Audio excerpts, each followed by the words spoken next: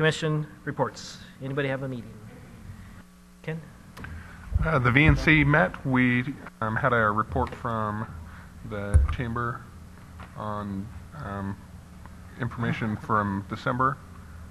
Looks like our visits are kind of low for that time of the year, but also we did some goal setting, and we're going to have a meeting with Brian Davis next month and discuss some goals for the VNC Commission. So, Okay. Thanks, Rick. We had an Economic Development Commission meeting, and we elected John Amoroso to continue as the vice chair.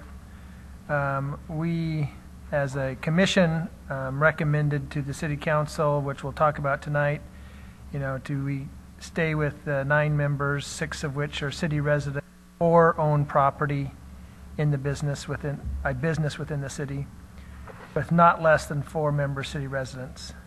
We approved, as a commission, the recommendation to council to retain the current practice of authorizing project funds. We'll discuss that tonight under the administrative process, which is the $50,000.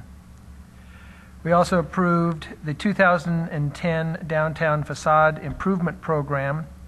2 buildings that have had the facade upgrade are Northwest Lifestyle and Dino's. And so this is a $40,000 amount that has been budgeted in our budget for the last couple of years. The different businesses can apply for up to 1/3 of the expense to complete the facade improvement. And then, no, they'll receive 1/3. They have to pay 2/3 for the facade improvement. And they'll have to fill out a form and apply for the use of those dollars. We also approved funding for 2 other engineering students from UCC to work with the upper floor design and program that Virginia Elant, our rare representative employee, is working for the living up above in the downtown area. And they wanted to get some more students involved, and we approved the up to $750 for that.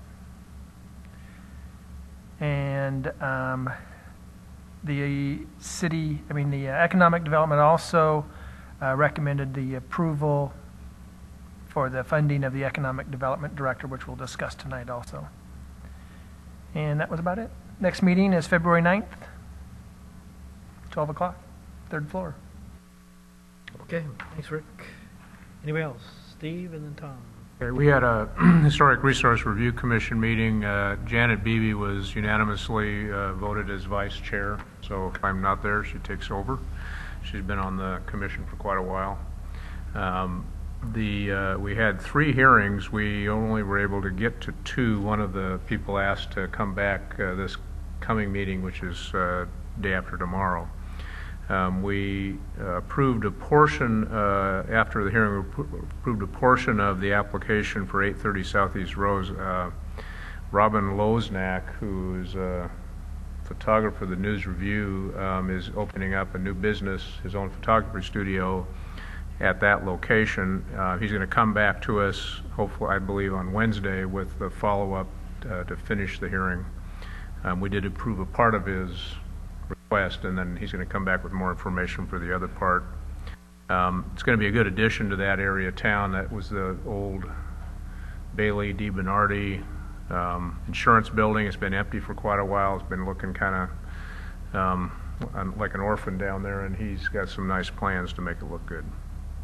We had another hearing for I think it's 558 Southeast Stevens, and that was also continued, and I don't believe it's back on the calendar. It'll come back maybe at some other time. So that was basically our meeting. We're setting a time to have a workshop on the Mill Pine plan, and I think we have that scheduled fairly soon, so we can review that and make a recommendation. So, and our next meeting is Wednesday. Thanks. Tom?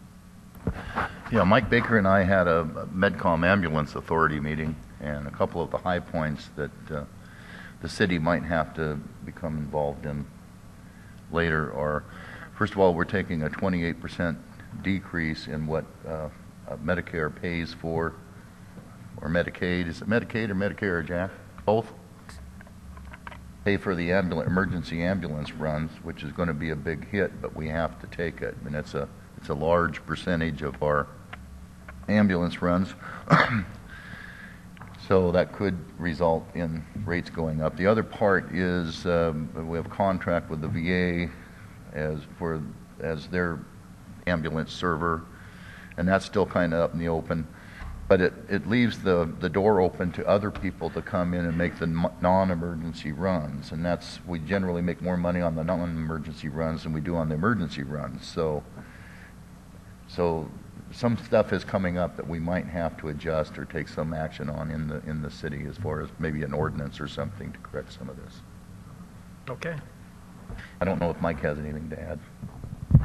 No, I would just, well, maybe since on the non-emergency side, should that happen, that could create a problem for this area, even being able to provide ambulances, or particular ambulances 24 hours a day.